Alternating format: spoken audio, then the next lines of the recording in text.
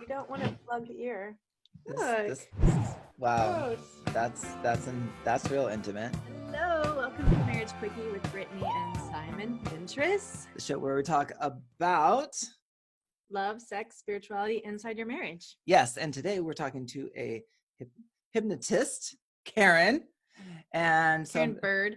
Wait, you have two parts in your last name. I'm just realizing. I do. And you know how that happened is when I first enrolled in Facebook. Yeah. I put my maiden name in there so anyone that knew me before I was married could find me, and there's no changing it now. Yeah. Okay. So it's really just Karen Bird. Okay, I was like, wait a minute, because every time you pop up on my feed, I'm confused. Is that So, right? so I want to go straight. I want to hit straight in. So some people might have some negative connotations that have kept them from embracing hypnotherapy. So let's just dive in and get those out of the way, and then get into the juice of what it is. So what are people's like resistance to doing hypnotherapy? First of all. Well, hypnosis, because of the media and everything that we learned, is a scary term. A lot of people are afraid of it, right? When we think of hypnosis, we think that someone is going to make us do something that we're not comfortable with. We've seen stage shows where people take off their clothes and act really goofy. And so when you hear the word hypnosis, you think it's mind control, really, right? But it's not mind control. Hypnosis is really just that state of focus and concentration that you are in twice a day. When you fall asleep at night and when you wake up in the morning, that very relaxed state where your conscious mind that we're busy using 95% of the day, the one that's over analyzing, critiquing, that one is relaxed so that we can bypass that one and work with our subconscious mind. And self-hypnosis is just like hypnosis in the office. It's just that when you use a hypnotist or a hypnotherapist as the guide, they can talk you through working with your subconscious to reach the goals that you want to reach. So it's not scary. Girl? What's that? Do you have a Midwestern? She is. She's in the Midwest. You look at a serious. I heard almost If you like hear a little Fargo come in through there. I was like, oh, that's cool. I love it. And I like how you guys speak because it's so soft. That's so great. Like, welcome to the West So Coast. it's really just a brainwave state. You're in it twice a day. When you fall asleep, when you wake up, it's a state right before you fall asleep. It's not scary. A deep theta state? Because you have their when I work with people or clients, I put them in a deep theta state. So you're not asleep. Yeah. You're not awake.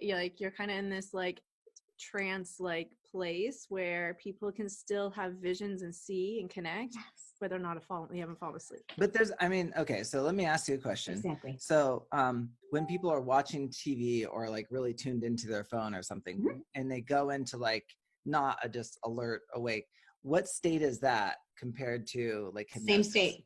It's waking hypnosis, right? Right. So you're so focused on it. You're so focused on that movie. It's as if you're living it. You're feeling the emotions of it. You are there with them. It's waking hypnosis. That conscious mind isn't busy thinking. You're just emotionally in that subconscious mind. Right. Mm-hmm. Exactly. And one of the things that I really thought was interesting when I was first getting into video editing and creating, content, this is way back like 20 something years ago. And I realized how manipulative media is, like how much duh, right?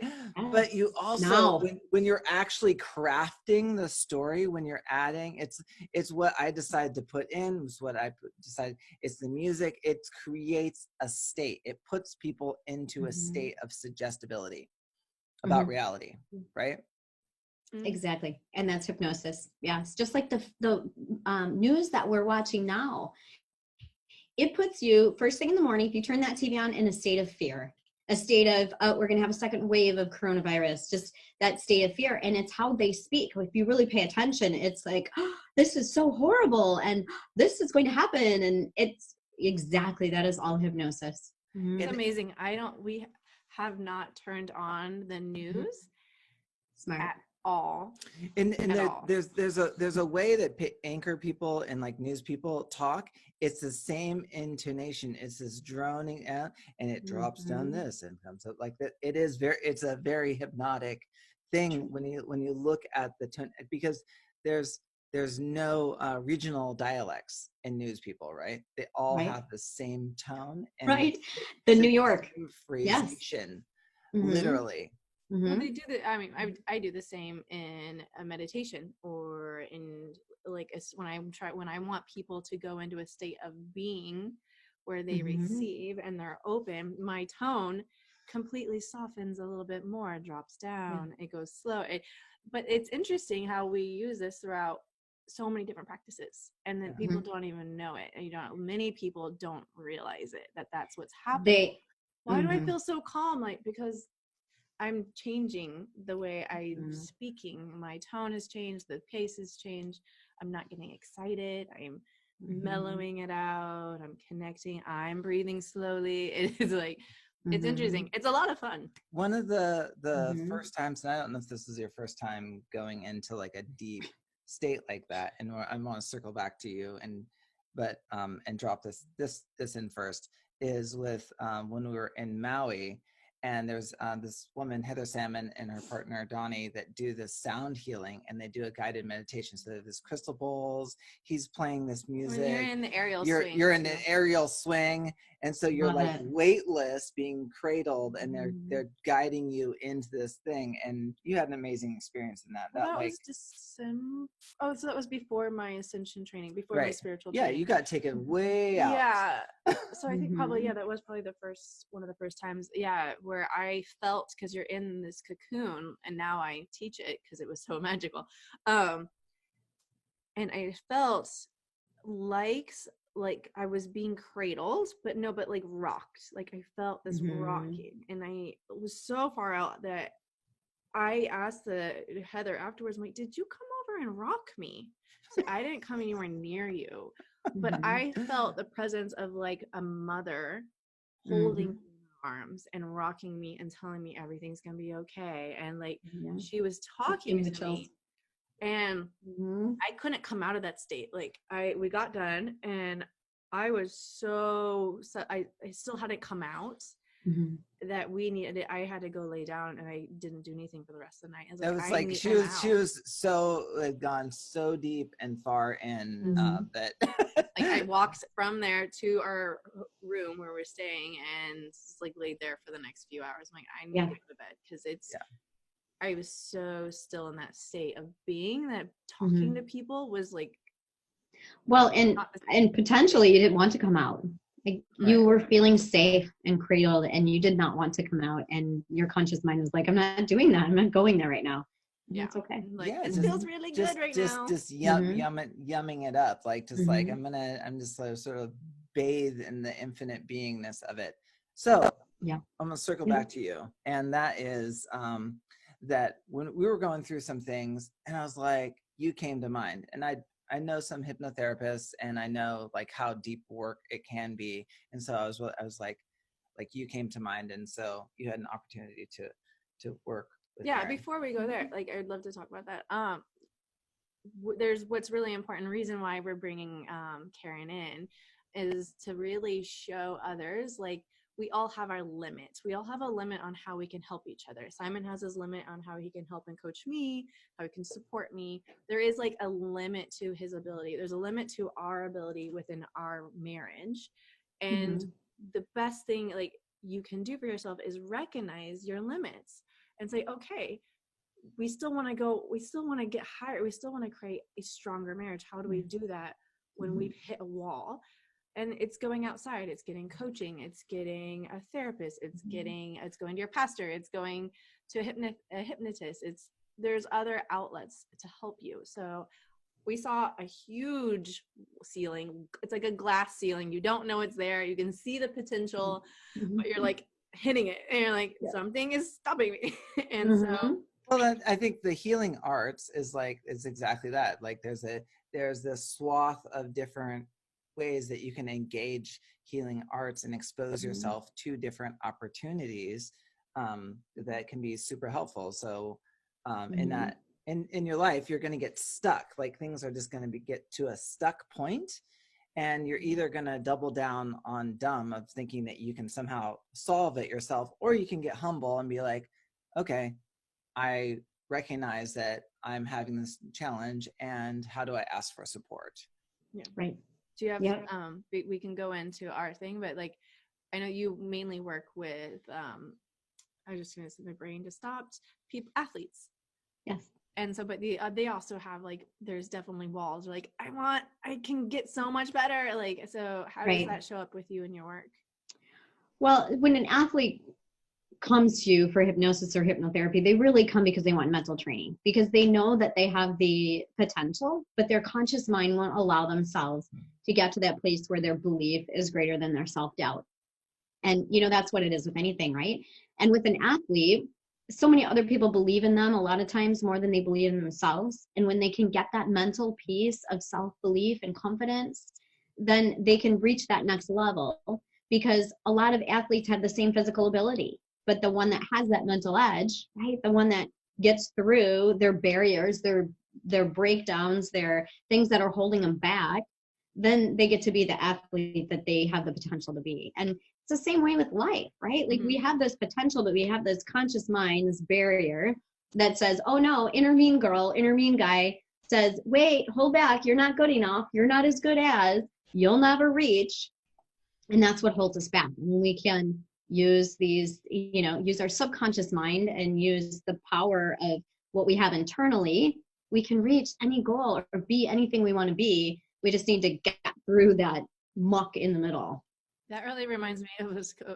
I rode in college, and this my college coach, he was part of an Olympic, and he would row for Olympics, and he had a girlfriend that was still in the Olympics rowing, but he would always like, you need to get past your mind. We're gonna work you till you go past your mind. And we'd have girls throwing up in buckets, like you'd be on the machine, and it's like, throw up, awesome, because you're gonna get past your head as soon as you do that. Like, and it was always like, it's a mental game. You got to get out of your head. That's your body can do this. Your body knows it. Your body can do it. It's your head telling you can't.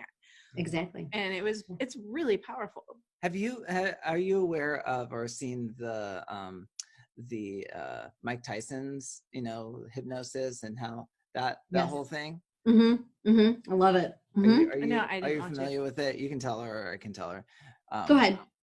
So his trainer got him when he was like 13, 14, and did hypnosis, and just like from a young age was doing hypnosis, like you get in the ring and you are a killer, you're a tiger, like there's all this stuff. And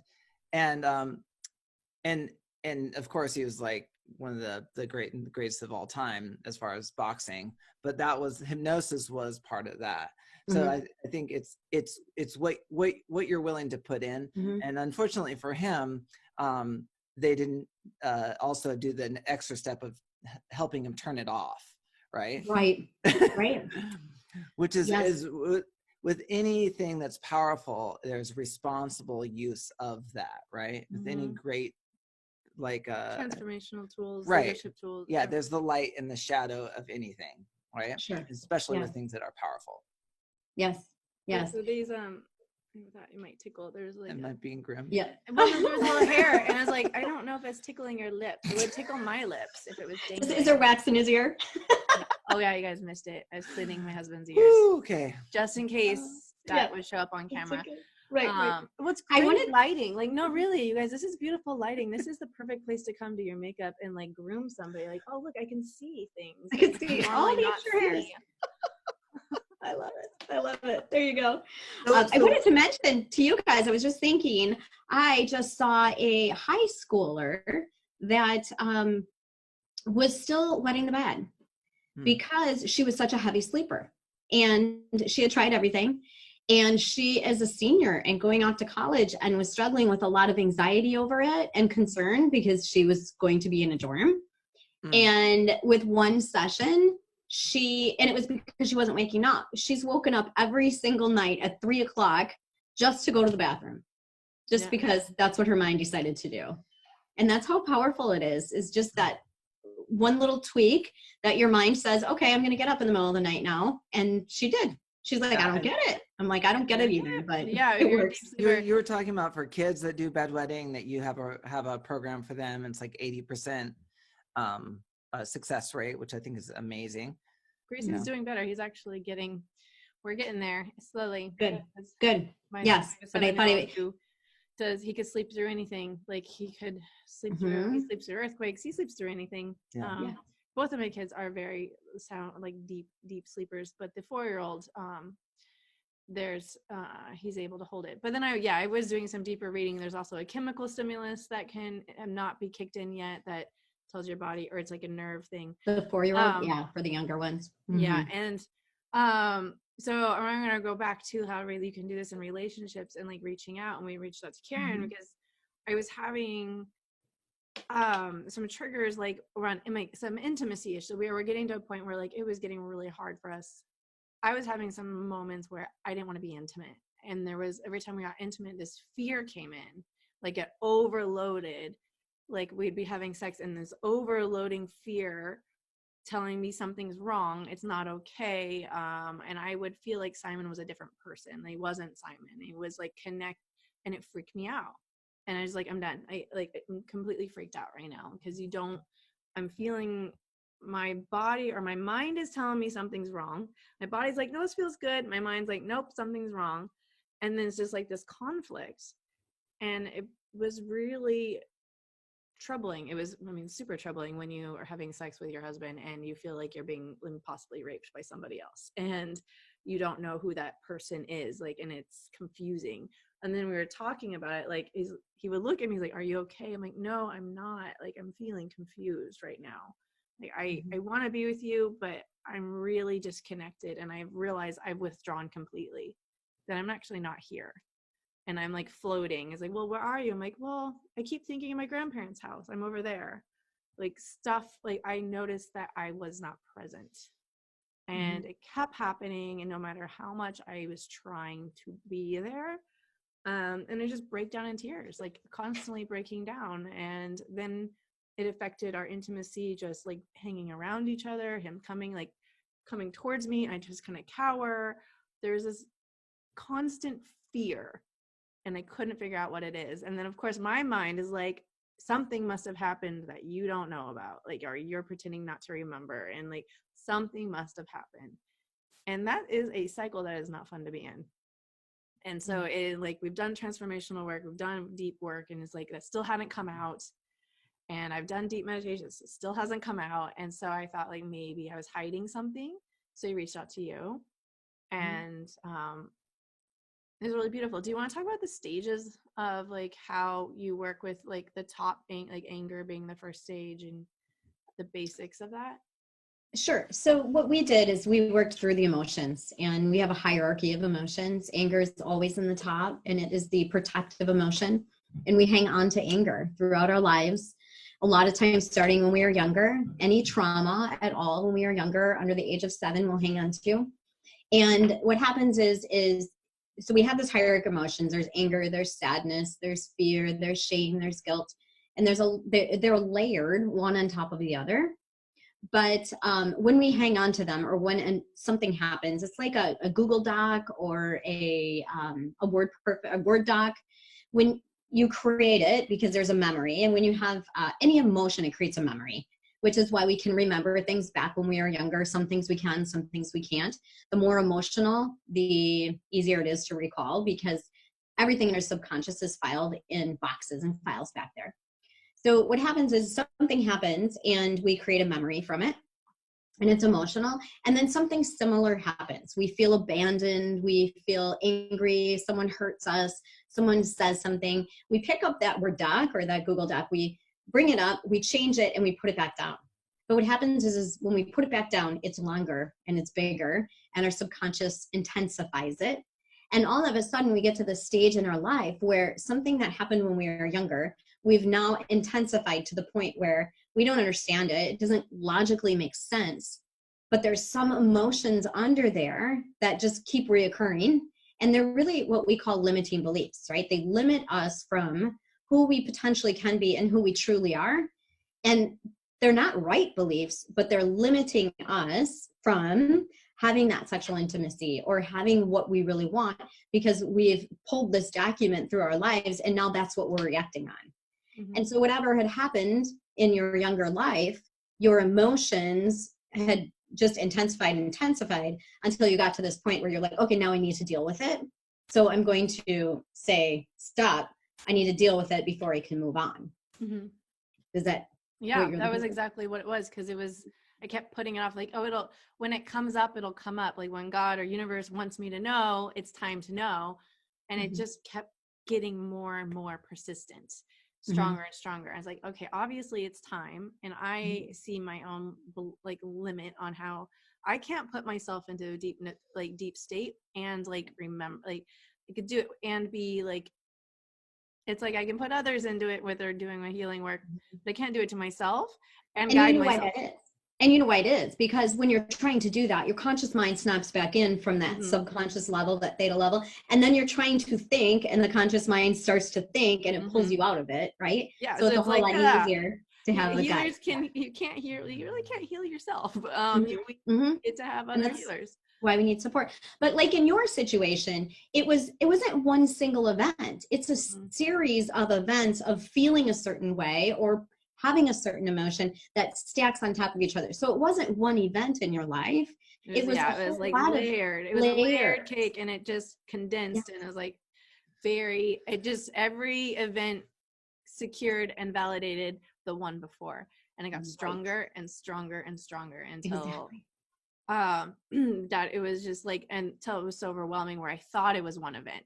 Like it has to be one event, when it was like, oh, this is just my entire life stacked.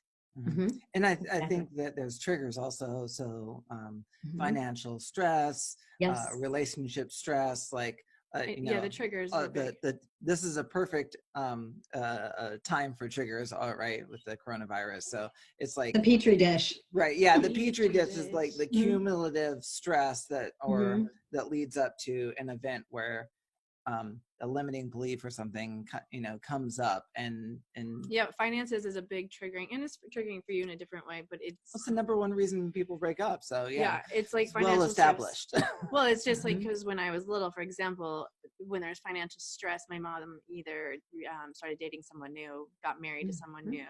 There was always a huge change, and as a child, that's scary. Like you're unsure, it's the unknown, you're moving again, you're meeting new people. Or I would live with my grandparents, there's always change, there's always upheaval, and I would lose my friends, or I'd be like my security, every time financial stress came in, my security fell out, like that stability fell. So for me, that was big.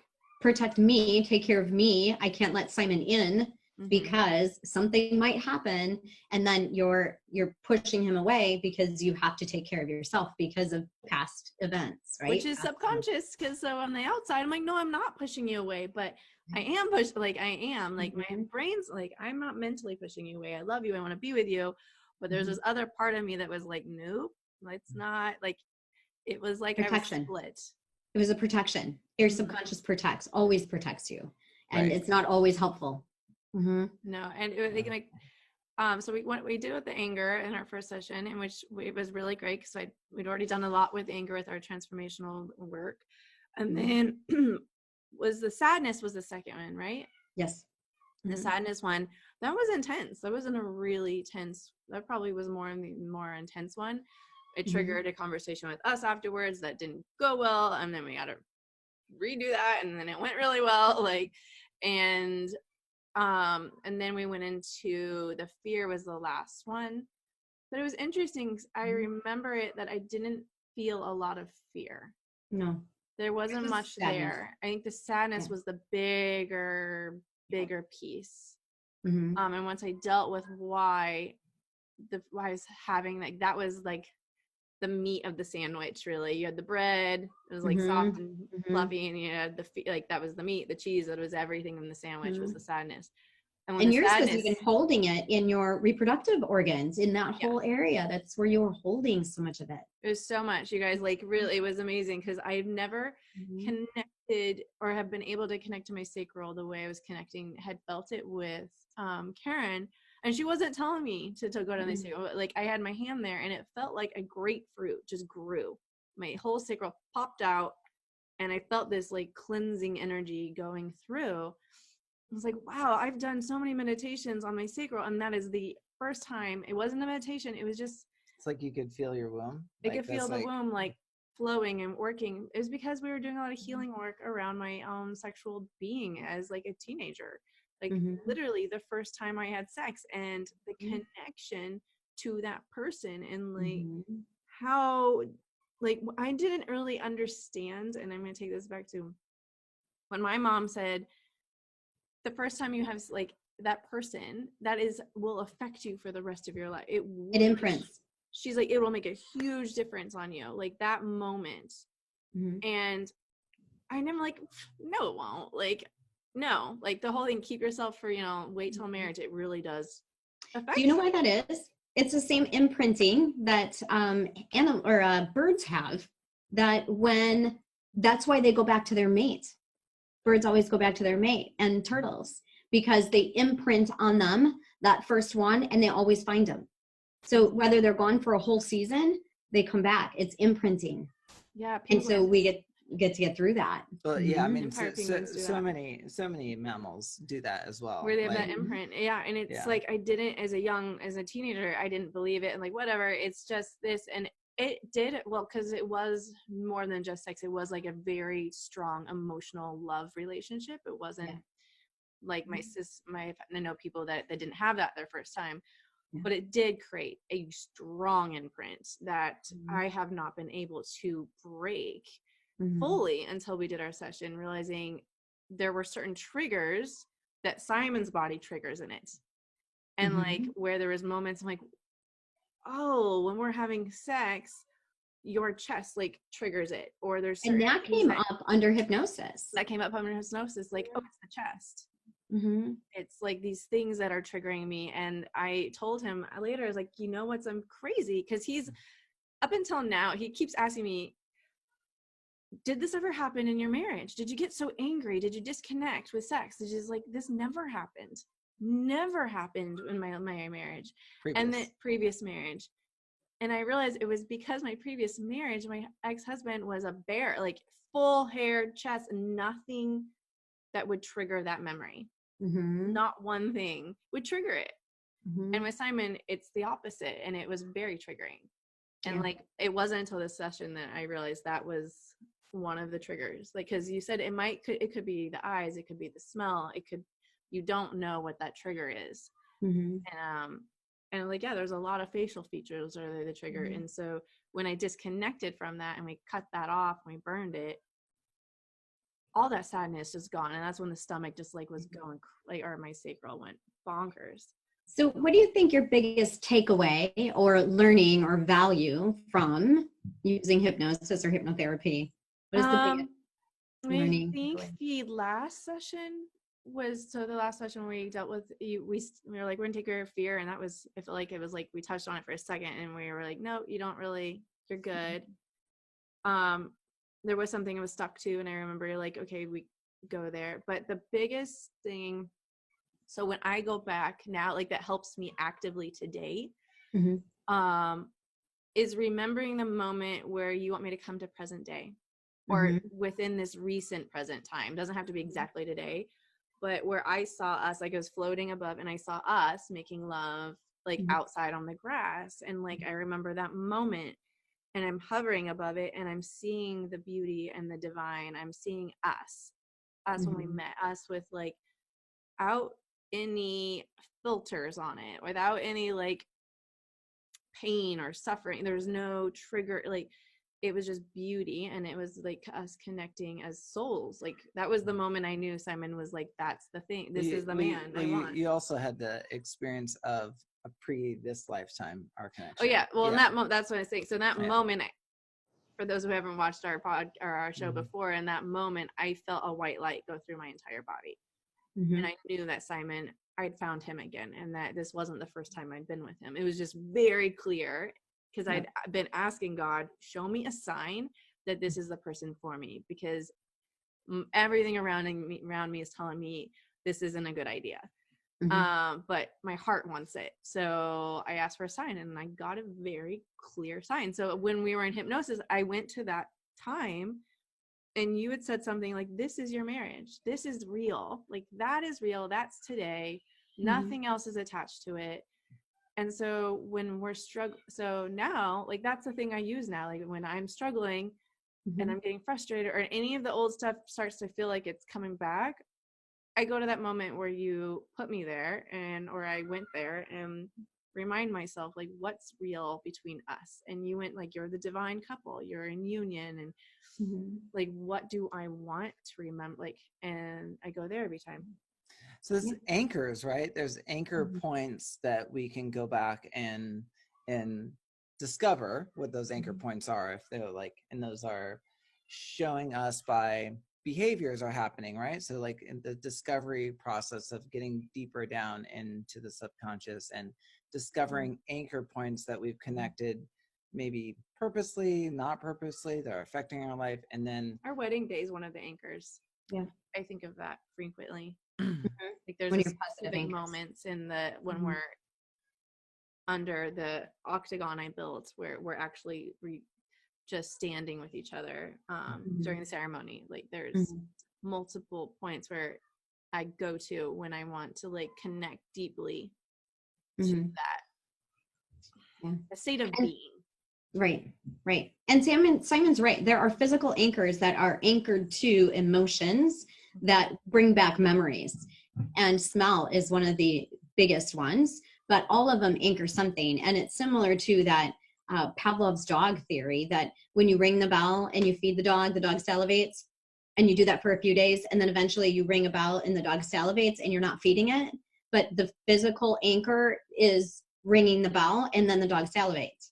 So that happens everywhere in our lives. It's that training that comes through. Exactly. And we don't really realize it, but one thing will trigger an emotion or the way our body reacts to something. Exactly. In the, did you ever see Gattaca? I don't think so. There's this part in it, and there's an intro, and it goes back to performance. So it's in the future. And these two children, one was made like the regular bio way, and then humanity is like advanced, so like there's no genetic defects, so these people are more perfect. And so there's two brothers sort of have this competition with each other, and the one that's less perfect, they have this competition. They jump into the ocean and they swim out to a certain point, and the one that's less perfect wins. And they kind of go into the reason why that is. And it's because the first brother swims out without a thought of coming back, right? So it's about limitations. It's about we have limitations in us that are subconscious, that only allow us to perform at a certain level, that we haven't, broken. Most people haven't taken the time to break through or aren't aware of. But those are the limiting subconscious beliefs that keep us in stuck in a certain way. Right. Yeah, exactly. Yes.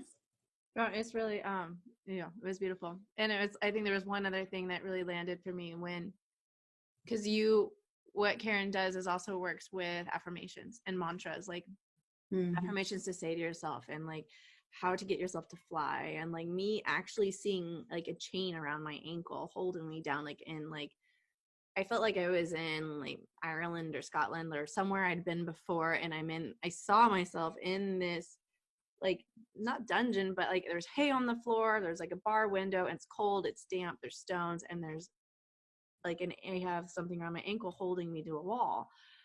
And where you're like telling me to break the chain, I'm taking the chain off, and I see people flying outside. Like I can be one of those. I know I can. I am one of them. And where you just working with your affirmations about who you are, that was powerful for me. So when I noticed during the day, am I putting that chain back on? Am I limiting myself again? Like really being aware of when that's happening. Which is also like your ego coming back. It's where we call it, or you have the nerds, all of that shit, the backpack full of crap. Right. And we just dug out of the trash. Yeah, and it's like, I'm gonna wear that backpack today. I don't no use for it. Like it tells me it needs me. Yeah. One of the things that even inviting people onto our show, especially couples, is it is terrifying. People are terrified. Their palms are sweaty. They get like all nervous, and like it's literally like for most couples, almost all couples to come on to our show, it's like a dare. And what I find fascinating with it is that one can present themselves in a certain way, but when you have your partner with you, they will give it away if it's bullshit immediately with their body language, right? They will completely spread it. You're like da da da da da, and I was like, really? I like, and I think at some level people are terrified of that, and so it's part of the kind of like the thesis of what we're inspired to do this show is that for whatever reason, with the individualization of social media, it's like everybody's, even people are couples, but they present themselves as in a singularity. Yes. So it's fascinating to see the group dynamics of conversations and how they go. And I'm curious if you have any insights about like what fears would be around people presenting themselves as couples. Well, you hit the nail on the head for one, because you never know what their body language is going to be, right? And so they could be calling you out. But I think the other part of it is that because you know each other so well and so intimately, that you're almost exposing yourself in a different way when you're in this type of questioning back and forth environment.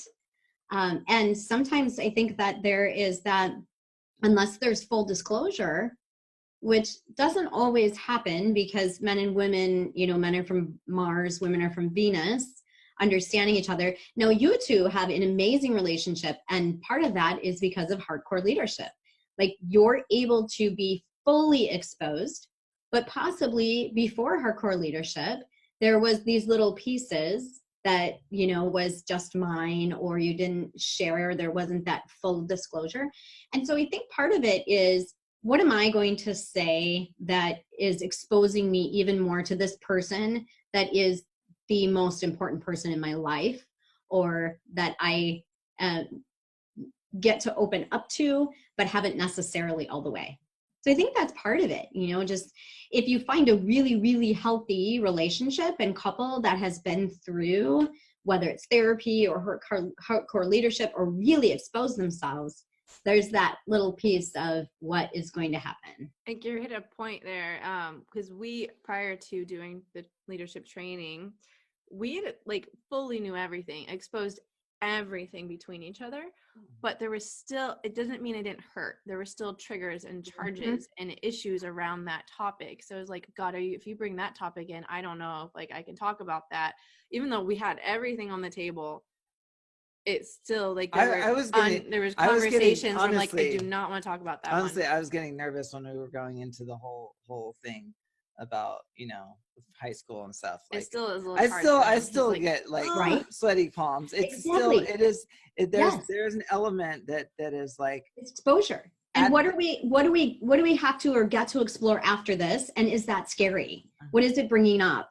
And if you're not in that space that you guys are in, there's that safety, it's bringing up something that is not feeling comfortable, or exactly, Simon, like you said, like, and there's things he talks about. It's funny, he can talk about his ex-wife, he could talk about but there's specific partners or instances or sexual experiences he's mentioned, and I'm like, I don't really want to talk about that, like, that one's bugging me, and I'm like, ugh. And he's like, it was just like one random moment. I'm like, I'm like, nope. Makes it sound even worse. TMI.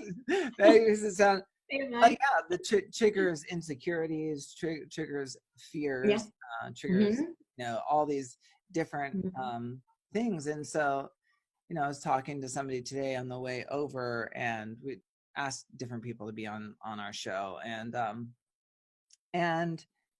but in those conversations, it does expose elements of their relationship, of where they're, because there's even in the ask, there's a relationship check. Who are we? What's our identity? How do we show up? Who have we shown what? And yeah, there's this richer conversation that starts to What goes to leadership skills? How vulnerable are you willing to be? Yes, the vulnerability piece, right? Yeah. And like, I mean, and I'm thinking to myself, if somebody asked me, oh, will you come and have a conversation with me? I'm like, let's go. Oh, we're going to record it. Fantastic.